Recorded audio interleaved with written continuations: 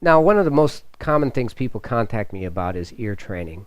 And, I have a lot of books on it, and it can get kind of confusing on what to start with. I usually, recommend people start with my one note method. There's 3 different levels: beginning, intermediate, and advanced, and there soon will be some apps out there that you could use. But the main idea is to start with 2 different things. I mean, it depends on how much time you have, but at least start with the ear training one note. There's a beginning, intermediate, and advanced level. If you're just starting with music, you might want to start with the beginning level.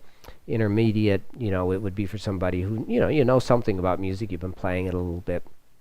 Advanced would be for somebody who maybe has gone to school for music or knows quite a bit about it and feels that their ear is fairly good. That's where I would start with, those different levels. But that's, there's really 2 aspects here. One is, listening to sounds that are coming at you from another instrument or from a CD or something. And then there's, hearing the music that's inside of you and knowing what it is. So for the hearing the music that's coming at you, you'd want to use the ear training one note series. For hearing what's inside of you, you'd want to use the contextual ear training, which is basically hearing a progression and singing a note that you're asked to sing, or the Phonetics Guide, which will also do basically the same thing in the first exercise.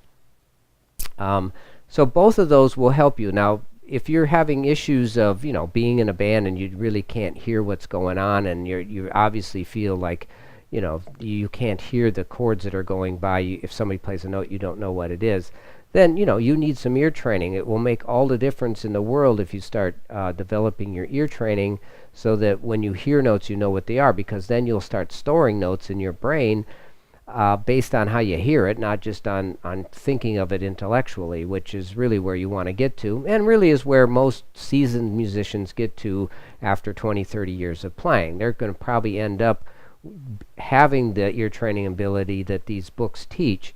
But, they had to wait 20 or 30 years for it, and if you work on it, you can get it, sometimes in weeks, sometimes in months, sometimes in a couple of years, but way sooner than 20 or 30 years.